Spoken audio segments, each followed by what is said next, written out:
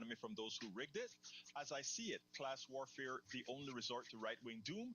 It's worth it. How to talk to your right wing relatives, friends, and neighbors, and other books written by Egberto Willis.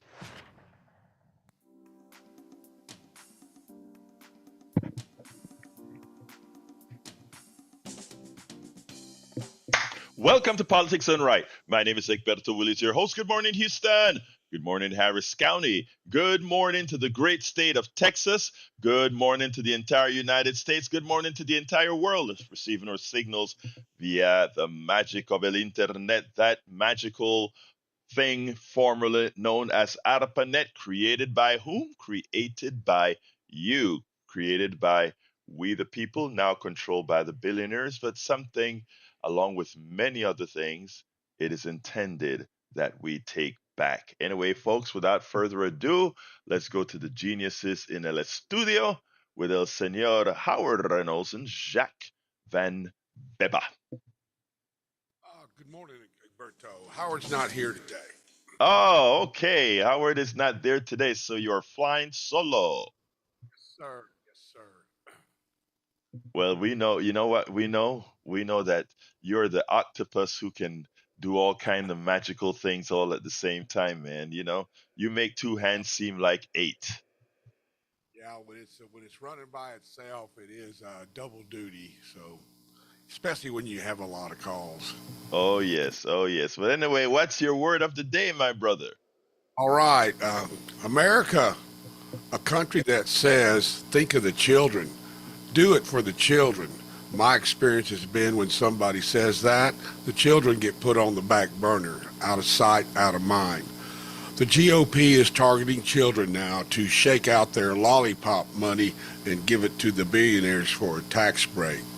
All I can say is shame, shame. This really hurts the single mom trying to raise children without a father. Can you imagine the fear and anxiety of not being able to access programs like Medicaid and a school lunch program for that single mom?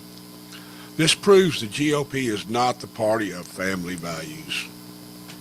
Yes, it does prove it's not. It has never been. I mean, it's a party of rhetoric. It's a party. I mean, it always says it's doing things for the family, but when you look at what it actually does, it's not for the family. It always claims that it believes in what they call conservative values. We respect women, but then again, they elect somebody who actually a judge uh, said he raped women. A judge said that he abused women. They believe in not stealing and all these good stuff. Yet that is who they elect. I mean, Donald Trump is a template that proves the hypocrisy of the party. I mean, so you nailed it. You nailed it as usual, my dear brother. But anyway, Yeah, go ahead. yeah. I was thinking, if America has a reckoning to deal with, maybe Donald Trump is the one bringing that on. Ah, insightful. I think that that is actually true because, if his first election could have been called a fluke. A second election means, oh my God, many of us are actually represented by this guy. This guy is an instantiation of some of us. And to put it bluntly, a large portion of us. And in the voting population the last time, a plurality of us. The good news is that he does not represent the majority of us. So therefore, it is incumbent on the majority of us to get involved and make sure that the real American spirit, the real American values is reflected by those that are elected. We got to get off our butts and make sure that is a reality. Anything else, my brother? No, that's it. Let's get on with your program. Let's get on with it. Well, I wrote the program up, and then just as I went to bed last night, because somebody mentioned something about tariffs and Donald Trump forcing Walmart to not pass the prices on to the consumer, I said, you know what? Let's do a tariffs 101. So before I get into this, the meat of the subjects for today, I want to talk a little bit about tariffs so people get a full understanding. Look, there are reasons for tariffs. One of the main reasons for tariffs would be to help a critical industry for for national security reasons. Before I continue, Lee the Bearcat from Austin, welcome aboard the chat, as well as Joanne from Los Angeles, California. Lee is from Austin, Joanne from LA. Welcome aboard. Harry Denson from Houston, or Brother Harry, welcome aboard. I got late to the chat in Substack, so welcome aboard, Bridget Buchanan, Frank Johnson, Gwen Baird, Al Christensen, and Rachel Rossen said, please, let's see, she says, please talk about David Hogg and why the DNC leadership is rebuffing him and his vital generation of young men. We can't afford to turn off this election go round. You're absolutely right. We can't do that. I think the David Hogg story is sort of bi-directional, and we'll talk about that in a little bit. Then I'll pick it up for you. John A says giant tax increase on people equal tariffs, and that's true. The way Donald Trump has done it. Now, here's the deal. So there are reasons for tariffs. One good reasons would be to help a critical industry. Let's give an example. Let's say we wanted to. Let's just use steel as an example. China and other places could always make steel a lot cheaper than we make it.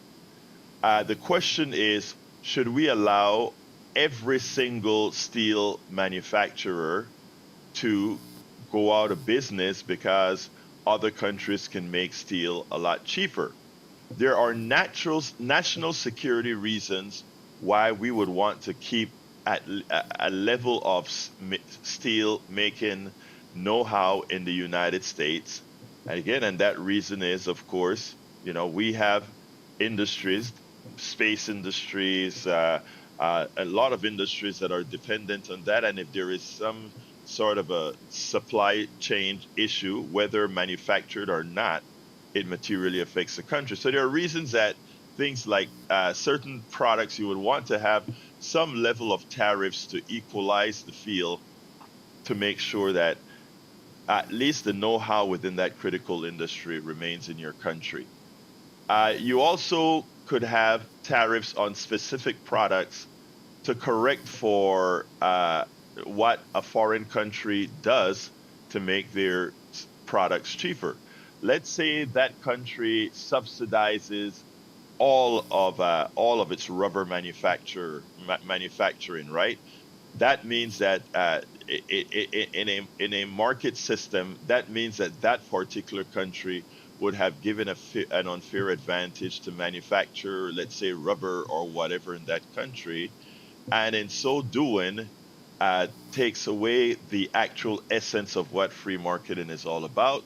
So one could see marginal tariffs on on products from countries that actually falsely make those prices cheaper than they normally would be. And another reason would be for social reasons. Let's say some other country in Europe decided to start slave labor, child labor, or take advantage of foreigners who come into, or immigrants who come into that land, force them into working, which inherently makes the prices of that product cheaper because the labor is small or non-existent. That's a reason to actually have a tariff as well. And then there is the regressive reason for having tariffs, and that is simply having tariffs as a sales tax to raise money for the Treasury. And we'll see clearly that is all Donald Trump really cares about. Donald Trump doesn't care about creating manufacturing back in the United States. Donald Trump doesn't really care about creating more jobs from manufacturing in the United States. And later, I will tell you why. Now, and by the way, as I am speaking about this, if I'm unclear, or there's something that you want to ask specifically, throw it into the chat, or give me a call at 713-526-5738. Again, that is 713-526-5738 before I move on to the second subject. Okay, now, how does tariffs actually work? When Donald Trump or anybody says we're throwing a tariff on China, you can't say you're throwing a tariff on China or a tariff on France or a tariff on Australia or anything like that. That makes absolutely no sense. You can say I am charging a tariff on products from a particular country, so that I can say I'm putting, like what Donald Trump did and what Biden upheld. I am throwing a tariff on electric cars coming from China. That means that when an electric car leaves China and it reaches the American docks, that we say, okay, person who bought that Chinese car, that Chinese electric car, you will have to pay the United States Treasury a tax of X percent, meaning if it's 100%, in this case for a while, he charged 145%. So if the car cost the manufacturer the importer $10,000 to import that car, when that manufacturer goes, or when that importer goes to bring that car into the country, it has to pay the United States government for that $10,000 car. It has to pay the United States government $14,500. What that means is the base price of that car to the importer, as opposed to being $10,000, which is what the China corporation charged him, it will now cost $24,500. All that money goes to the Treasury as a tax. That's what it is. The Treasury, the United States IRS, gets that money. The Treasury gets that money. Not the company in China, not the corporation who imported that stuff. The government gets that money. Remember what I said, reasons for tariffs? One of the reasons is a regressive reason, which is only to raise money for the Treasury. Now, when glass bottles that a lot of small companies import, glass bottles, T-shirts, when you put 145% tariffs, that $2 T-shirt now costs you what? About 145. That now costs you over $5. That $2 T-shirt, because of the tariff. Now he has reduced it to 30% from China. That means that $2 T-shirt now costs $2.60. So it goes up. And again, who gets all that money? Not China, but the United States Treasury collects that money. Now, the expectation is that the rise in price will go directly to the consumer, and you want that rise to go to the consumer, because what you're trying to do with the tariff is to change, if you're doing it for the first two purposes I spoke about, which is to help a critical industry or to correct an unfair advantage that another country has.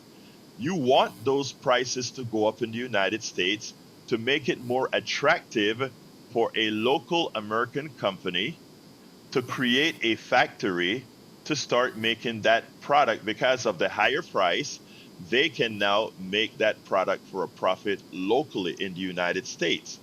If that price doesn't go up for the consumer would see no difference and continue to buy the same amount of that product from the foreign country that it buys from. And again, there is no reason for change if the consumer doesn't see an increase in price. That's the reason it is done.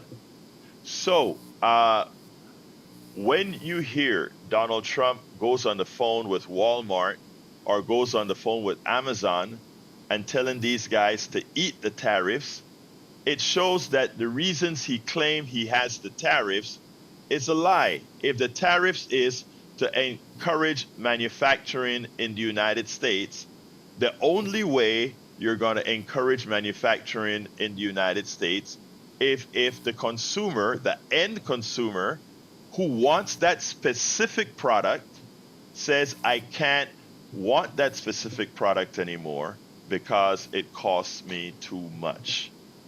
And that is how tariffs are supposed to work. So, contrary to what he says, he should want those prices to go up to stimulate a local American industry. But here's the problem: America is not going to start back building or making T-shirts in mass. It won't. Why? Because all this equipment that makes these T-shirts, most of it now is made overseas. So you'll have to import most of these equipments that make textiles, etc. You know, when I just came to this country, there was a factory in Brenham, Texas, that made the cloth for, I think it was jeans or something like that, right there on Main Street not Main Street, I don't remember the name of the street, in Brenham, Texas. It was a cotton mill, and I worked at that factory pushing these big bales of cotton. I went home white with cotton fibers all over my being. That kind of stuff isn't done in the United States hardly anymore.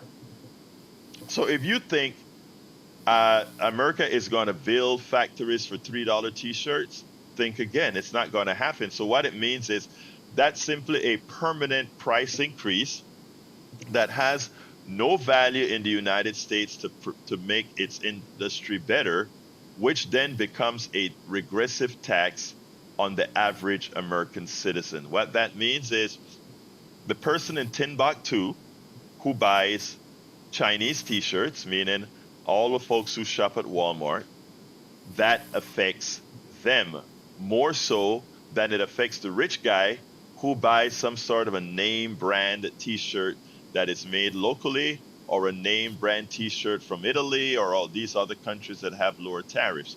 Yesterday, I played what David Frum had to say, which was pretty much, yeah, tariffs hurt the poor and the middle class more so than the rich, because the middle class gets its products, a lot of its products from overseas. The middle class, most of its expenditures is in service, and most of that service does not fall under tariffs. So again, we are being hoodwinked. You are being hoodwinked. And for those our brothers and sisters in MAGA land who support this president for these tariffs and are that claim they're willing for these prices because it's going to bring back manufacturing to the United States and all that kind of stuff, I think the narrative that I just gave you that is corroborative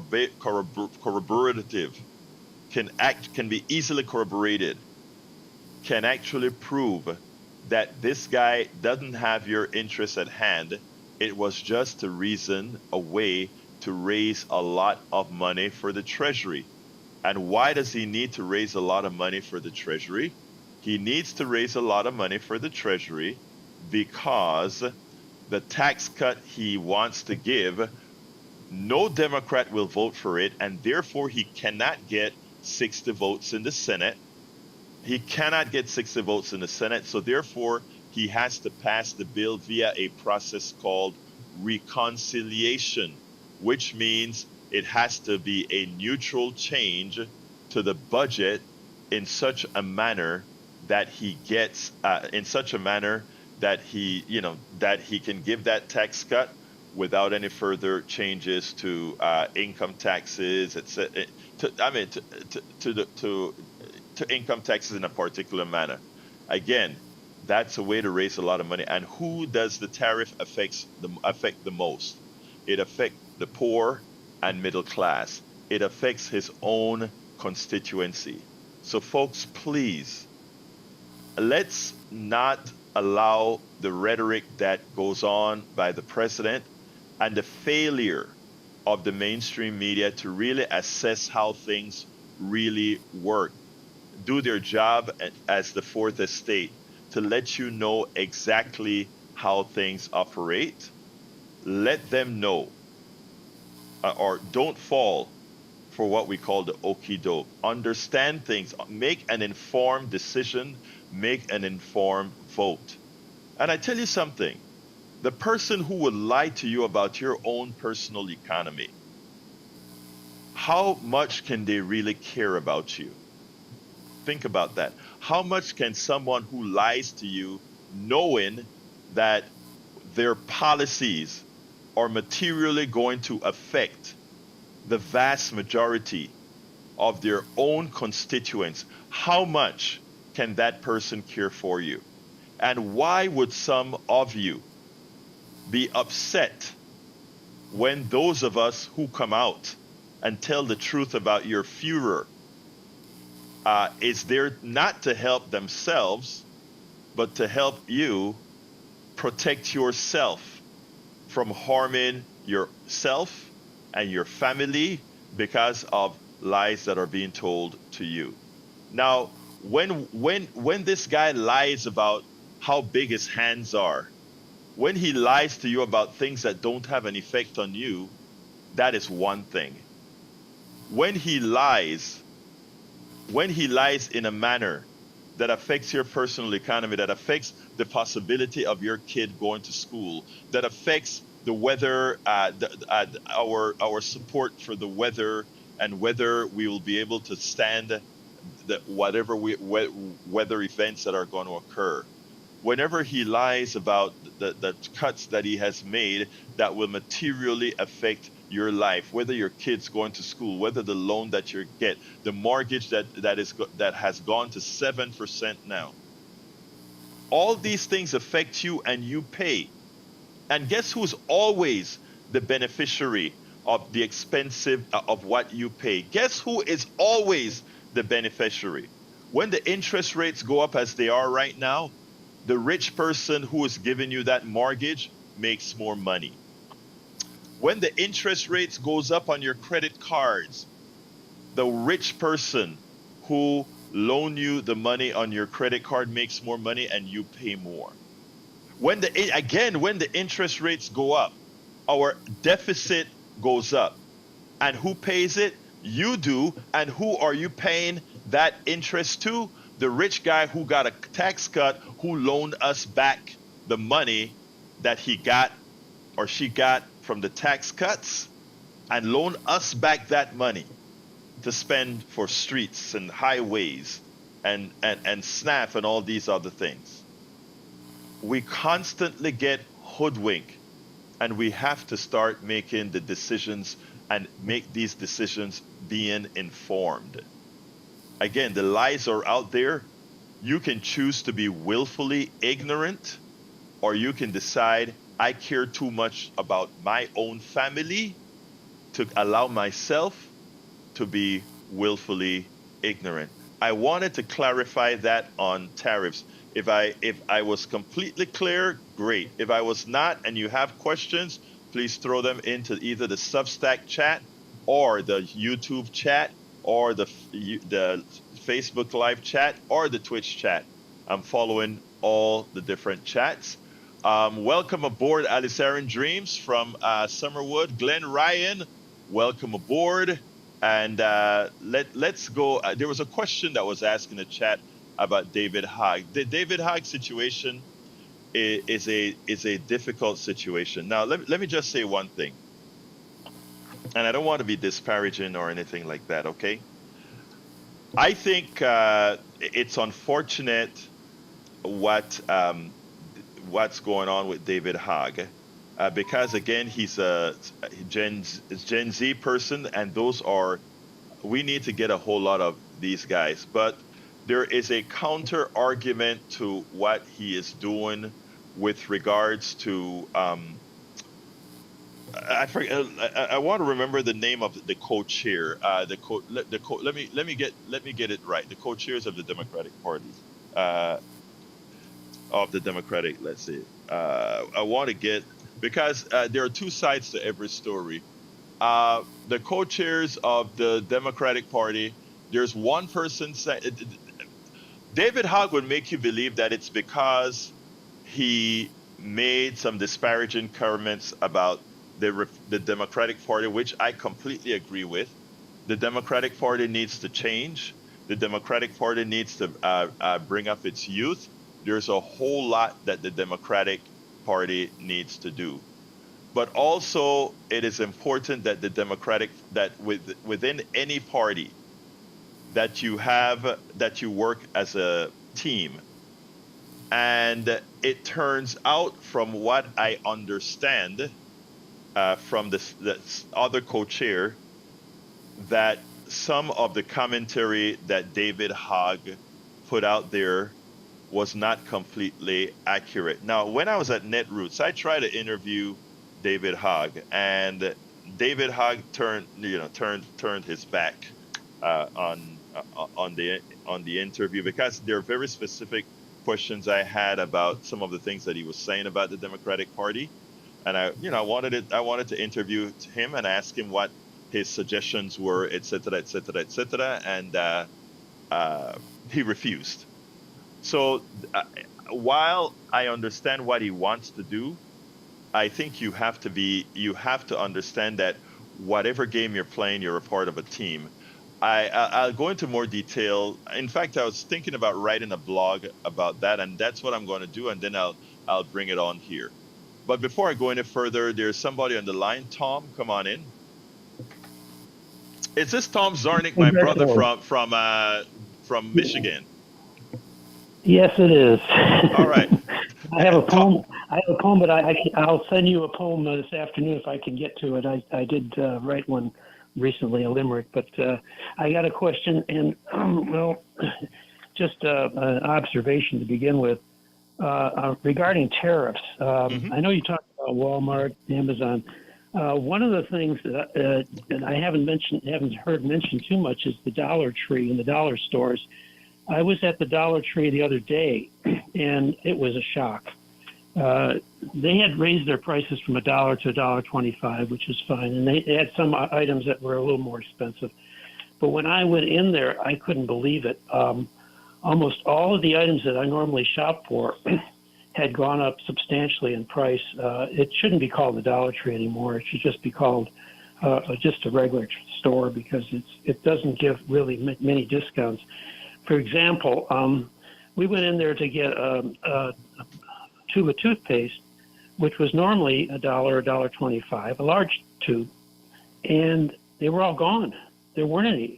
They had large tubes of toothpaste for $5. Wow. Five from $1.25 to $5, and I noticed that the brands that they were carrying, they were off brands. They were all gone. The only ones they had was Colgate, and I thought, so they must have got rid of all the ones they were getting from different sources, and those are gone. I went over. We usually buy oatmeal cookies or ginger snaps for $1.25. Nice big assortment. Gone, all of them. All the cookies were gone. They just had these little bags of 2 ounces or 1 ounce bags of snacks all over, and they were $1.25. It was ridiculous. So I mean, you might as well go to a Walmart or another store. So I don't know what's going on. I'm looking all over the place, and all the prices have gone up. And I thought, well, I guess this is what we have to do with the tariffs. So it's not just a 10% or a 30% increase. It could be, a 300-400% increase on some of these things. So before you finish, I'm glad you said that, because I hadn't gone into a dollar store in a while. My wife would tell you, God, because every time I go into the store, I'm shocked. The other day, she sent me to get something at HEB, which is one of our big retailers here. And I came home and I said, Linda, do you know this costs XYZ? Linda's like, she just started laughing at me, right? Because it was like, I don't know if you remember when Bush went to the grocery store and they made fun of Bush because he didn't even know what a scanner was. Well, that was like me. Right. Yeah. So I mean, and the thing about it is, I'm glad you mentioned that, because I think those people who are and it's a lot of Trump voters and a lot of all of us who go into these dollar stores, they need to know that those doubling in prices, etc., is a direct result of what Donald Trump did. That was a self-inflicted wound on the people who shops there. What else is it that you're going to tell me, Tom? Well, I was going to mention too that the price increases, but also product shrinkage is important to look at when you buy things. But the other thing was, I hope everybody really is aware that Trump did something recently that sounded really interesting and good. He wrote an executive order requiring, or at least asking, the pharmaceutical companies to lower drug prices within 30 days and give most favored nation, this is something interesting, most favored nation pricing, so that we could have the same prices that for prescription drugs that they get overseas. And this happened in Trump's previous administration. He did the same thing. I don't know if the executive order was exactly the same, but he promised to reduce drug prices. It never happened. So I'm hoping that people and either politicians and pundits and everybody else kind of hold his feet to the fire and tell everybody what's going on with drug prices after 30 days and say, okay, now where's the most favored nation pricing that we're supposed to get, and we're supposed to have he set up to a 90% decrease in prices for prescription drugs. I'm a little skeptical that's ever going to happen, but I think it's something that should be brought out, and if you're going to make a promise like that, you should keep it. Now, it's interesting because I did cover that on a show a few days ago, and here's the deal. I read the entire executive order, and it's an executive order without any teeth. It was a PR stunt to get the news media to cover it, because what you find out, it is a suggestion to these companies that they do it. Read the executive orders right there at his whitehouse.gov. It is a suggestion that they it's, if you look at what it says, it's a suggestion, and it says if they don't do it within, I think it was 30 days, I don't remember how many days, 30 days. then 30 days. Yeah, and then the Justice Department or one of the departments would go ahead and open an investigation. In other words, there was no shall in there that says you shall make your pricing exactly as it is overseas. But there is an interesting thing with that, Tom, right? Because if you believe in capitalism, right? If you believe in capitalism, the president should not have the right to do that. Okay, and this is where I come in with a bifurcated economy. If you believe in capitalism, what Donald Trump did to Walmart, saying you go eat the prices, or when he goes to Amazon and says that's what's called a controlled economy, which is what? A communist economy, right? Not even a socialist economy, a communist economy. And that is what he's doing, right? What he really should do is say, we have a segment of our society that doesn't fall under the capitalist domain, and that particular segment are the things that are of critical need to people: drugs, medicine, healthcare, energy. There are certain parts of our economy we shouldn't leave at the whims of the capitalists, and then there are certain parts of our economy that it should be laissez-faire. You compete the best you can, and and that is, I think, that is where I think we have to be honest about having a failed economic system that purports itself to be free market, but really isn't. It's sort of it's sort of a system that is just, we throw this here, we throw that here. But anything else, Tom? Right. No, that's it. Thank you very much. Thank you, my brother. Have a wonderful rest of your day.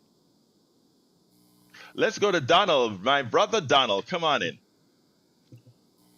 Hey, good morning. At least you wasn't picking that cotton. You were just pushing it around. Now, I know.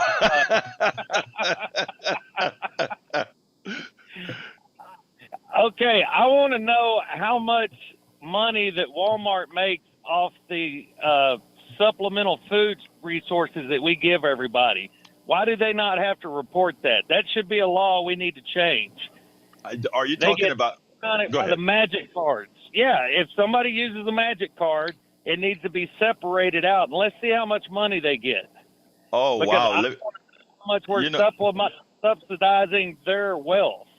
that is such a good point because whenever somebody uses your Snap card or whatever card there's a large percentage of the monies that they make from people who are subsidized. So therefore, a lot of our tax dollars goes directly into Walmart's coffers. So I mean, I that would be an interesting number to see because there You were don't there get the were true data. yeah, there were actually commentary out there that Walmart, with the low wages that they pay, that they directed, and it's not only Walmart, that they directed their employees on how to get food stamps based on the small pay that they get. So I mean, that's a good thing. Think about it. We subsidize some of Walmart's employees because they need these food stamps and other services. And again, a lot of the people who buy these products are on subsidies and they spend that subsidy in Walmart. Hmm. That should be interesting. Yeah, I get it. Donald, what's your next Okay, point? and then, okay, the other point I got is I still have jelly jars, mason jars, and those aluminum cups and pans in my cupboard. Now, the reason I do that is because I go back in time and I look at the roots and I look at the tree and where it came from. Now, probably somewhere in my stuff, I've got a magic red and white checkerboard towel that kept everything fresh. Because the way I grew up, my grandparents were from the Depression era. So you use mason jars, you use jelly jars. People got to look at what they spend money on. If you're buying garbage from Walmart, you're going to be buying that garbage every couple of years and replacing it and throw it away.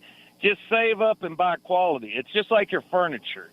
If you're buying garbage, I mean, they've got it so bad, you buy garbage and then you do all the labor to put it together and then it's junk. So it's the way people spend their money. And then the last thing, so Brian don't bring up Cleveland anymore. There's a difference if you go up 59 and you go up 45. Now, I live up 45, so you do the math. Cleveland's a total different area. I hate to say that. All the way up. So those people, there's good people in the quarters and stuff like that, but some of them white people, they ain't nothing you could do with them. And that's all I got to say. Go to the Walmart up there in Cleveland and see what shocking surprise you get. No comment. Thank you so kindly, Donald. You have a wonderful rest of your day, Talk all to you right? later. Take care, buddy. Yes, sir. All Bye-bye. right, let's go to Bruce. Come on in, Bruce. Good morning, Alberto. How are you? I'm doing fine, my Morning. brother. Talk to me. Before I go on my subject, I want to say I bought coffee yesterday in a large can, and when I put it in the cupboard beside the old can, there was a considerable difference in size. But anyway, the reason I called is I was watching the Late Show last night, and they said someone actually pitched the idea of a reality TV show with immigrants competing for a citizenship slot. And that's so disgusting. And that's just like, and I'm not trying to be funny here, I'm being or facetious. That's just like if they had starving kids competing for chicken nuggets. I mean, it's crazy. But anyway, I have my own proposal for Republicans on a reality TV show. And we could run it like American Idol. We could phone our vote in for our favorite. Televise a Republican ass-kissing contest. I'm done. Bye. Yeah, I know, right? And Marco Rubio should be the person leading that campaign. All right, let's go to Johnny. Come on in, Johnny. Yeah, speaking of product shrinkage, let me report my observation just the other day. We buy black olives from Walmart, the Walmart brand, what they call the Great Value. They make it look like the Kroger with the oval blue with the white lettering inside. And I noticed the cans are the exact same size. They're not different. They look the same exact size. But the black olives of yesteryear were 6.0 ounces. Now it's 5.75 ounces, but the price is the same. It's called And by the way, Don, shrinkage. Yeah, right, product shrinkage can be very deceptive. Shrinkflation.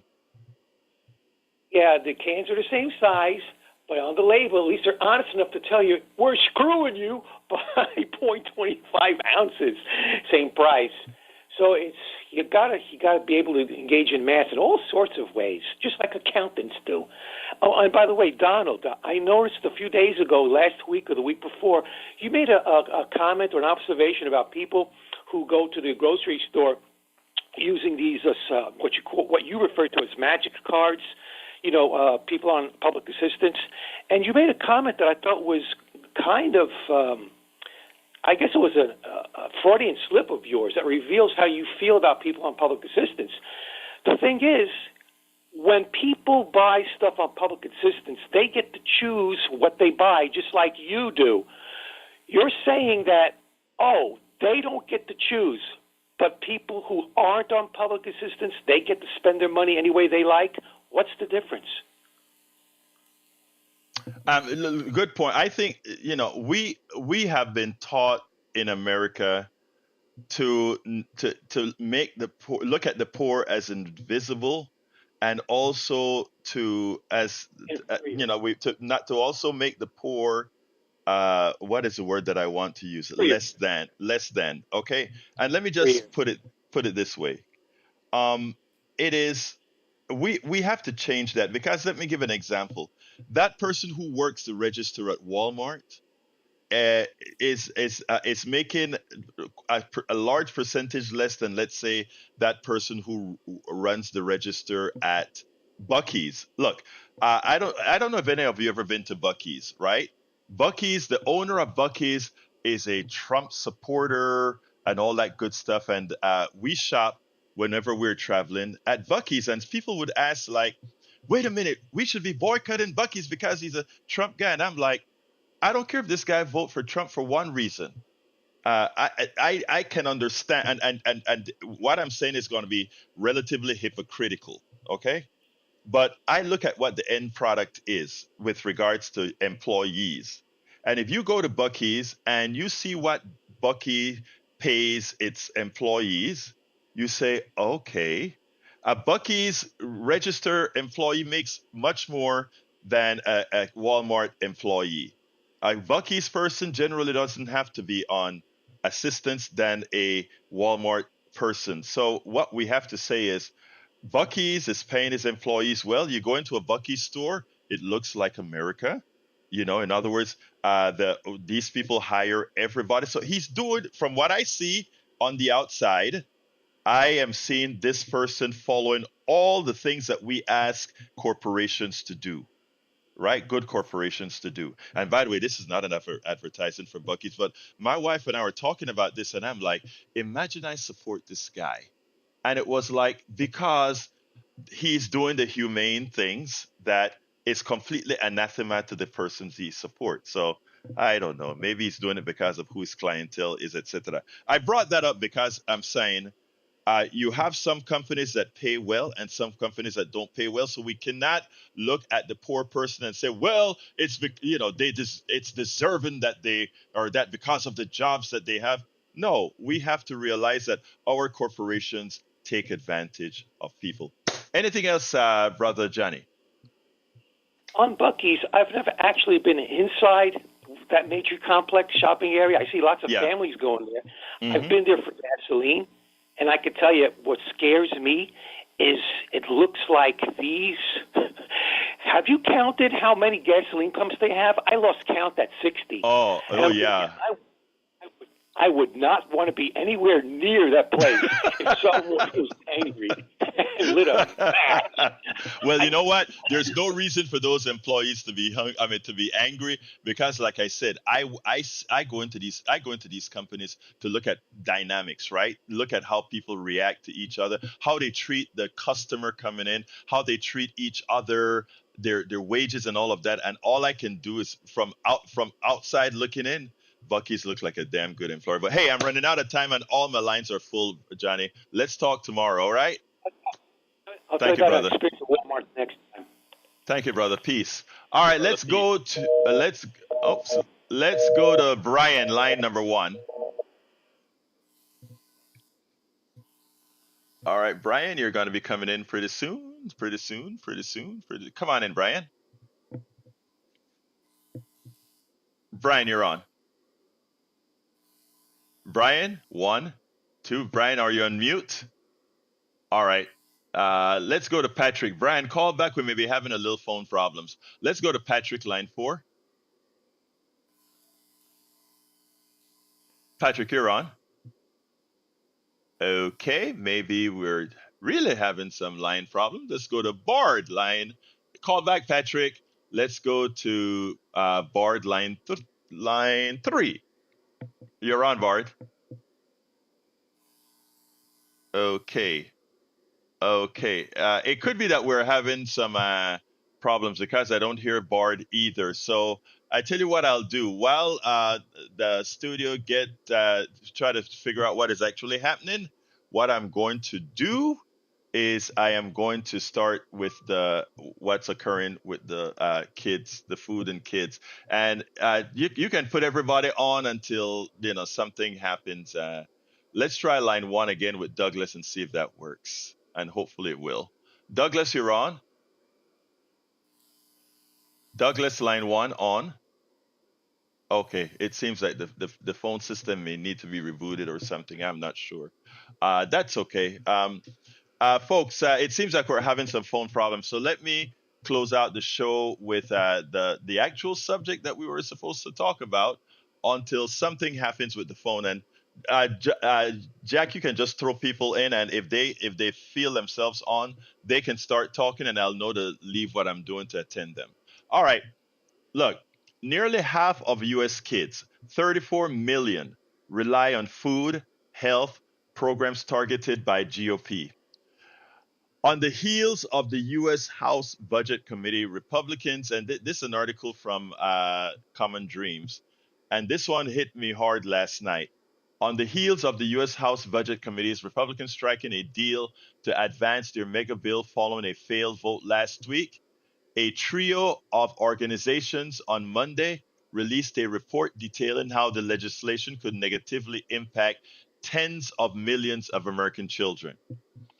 Published by the AFL-CIO First Focus on Children and Unidos US, the report, Children Under Attack, How Congressional Assaults on Health and Food Programs Are Endangering the Youngest Americans, begins by pointing out that, listen to this, nearly 45% of the country's kids, hear this, I didn't quite know it was this high, or 34 million kids, 45%, folks, rely on Medicaid for health insurance, the Supplemental Nutritional Assistance Program known as SNAP for food, or both.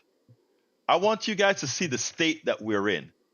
45% of our kids, nearly half of our kids, depend on SNAP or Medicaid or both.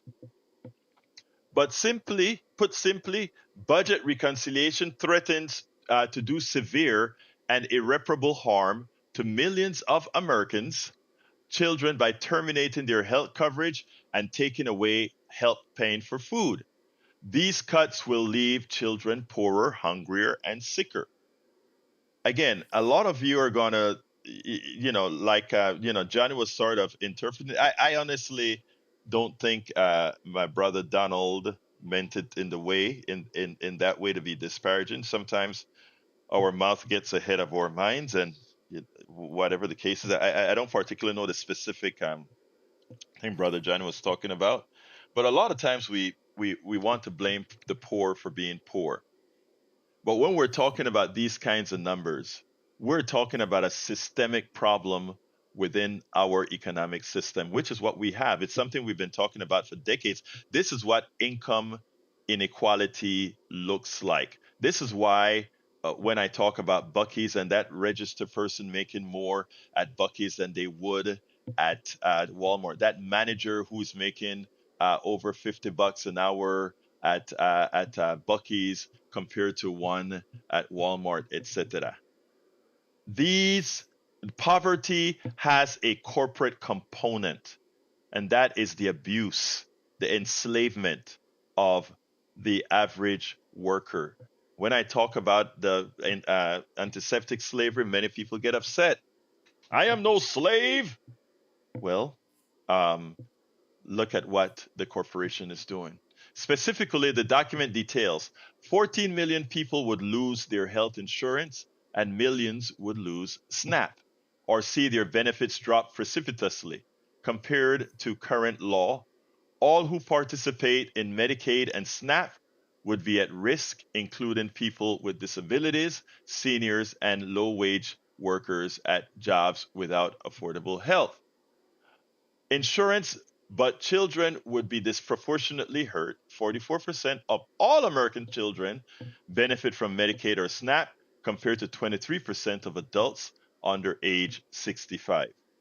The publication notes that these budget reconciliation proposals threaten children of all races and ethnicity, but Latino families and others from historically marginalized communities are in particular danger. Two-thirds of the children who participate in Medicaid or SNAP come from communities of color, placing them at heightened risk for proposed cuts. I mean, these things have consequences. LBW says an important thing to note is that to many folks don't even know they are on Medicaid because it's called various things in different states, like CHIPS in the children health care programs here in Texas. It's important to push information. Thank you for that, LBW. You're absolutely right. Uh, uh, uh, phones are reset. So I think we don't have a lot of time, but go ahead and call. Let's see if we can actually uh, go into that. That's why we need a capital funds budget for the phone system as well. So you're so right, LVW. Over 40% of births are paid for by Medicaid, according to LVW. Thank you for that. Adam says that's an interesting thing to worry about when visiting a gas station. Hello. And Adam W. from Substack says, Garden Gecko mentality. We have become a country that celebrates the seven deadly sins as something to admire. I talk about Gecko a whole lot, that fictional character from Wall Street, the movie. I'm glad you mentioned that, Adam W. Randall Baxter says, also the ARPANET, like the way you speak about it, but the facts you may want to listen to Charles Severance, who has several classes out there free of charge, but the most fun one is okay. I'll look into that. Randall, what's your name? Randall Baxley. I'll look into that. In fact, I'm on a copy that I'm interested to know what that is going to be talking about. All right, come on in line number one. I don't care who it is. Just put line number one on because we're running out of time. Line number one, you are hot. Who am I speaking to? Line number one. Let's see if that will come through. Line number one will be hot in a second.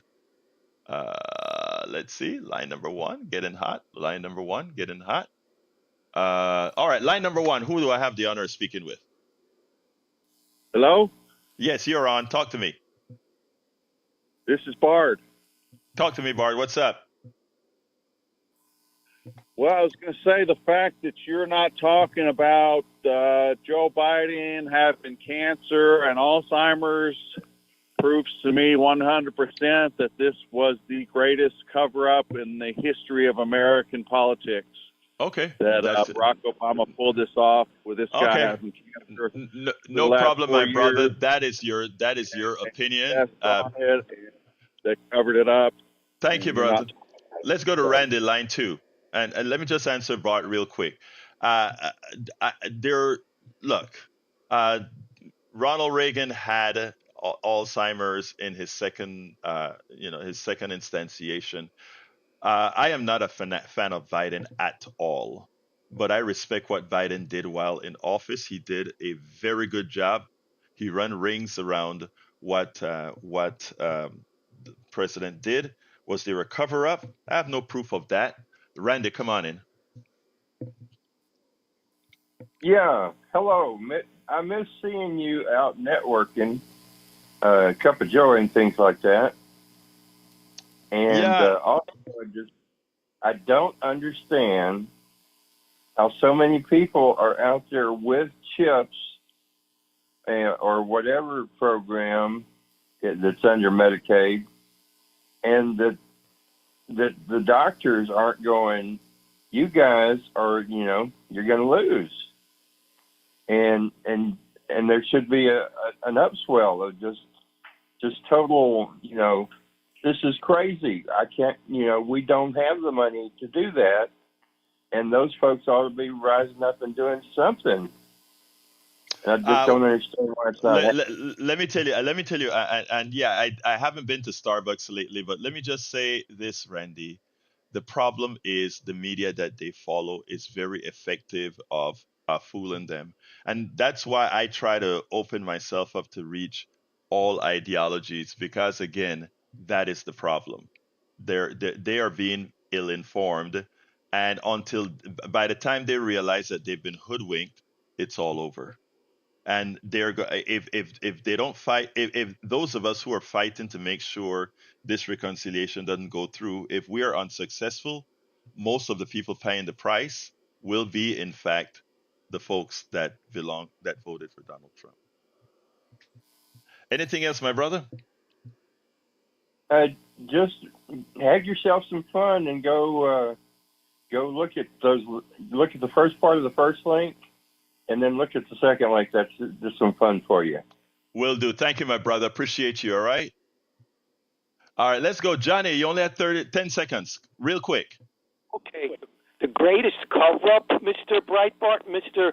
Over-the-top Breitbart. How about what LBJ said in private to a Republican legislator about what Nixon was up to, scuttling his negotiations with Vietnam? That's treason, buddy. You want to talk about cover-up? And also, wait a minute. And also, what Reagan did to Carter by keeping the hostages in Iran longer. Thank you, brother. We'll talk later. I gotta go. Jack, what you got for me? All right. Okay, yeah, I'm here. I wanted to announce that the IGM report is going to be today at 8 a.m. and fund drive starts Thursday. Great, and tell the IGM we need an improved telephone system, so we need to fundraise for that as well. Anyway, folks, love you all. You can see the rest of the show at politicsdoneright.com/newsletter, politicsdoneright.com/newsletter. Of course, you can write me directly at kpft at politicsdoneright.com, kpft at politicsdoneright.com. All of you in the chat, all of you on Substack, love you all. You all have a wonderful, wonderful rest of your day. My name is Egberto Willis. This is Politics Done Right, and you know how I end this baby. I am what?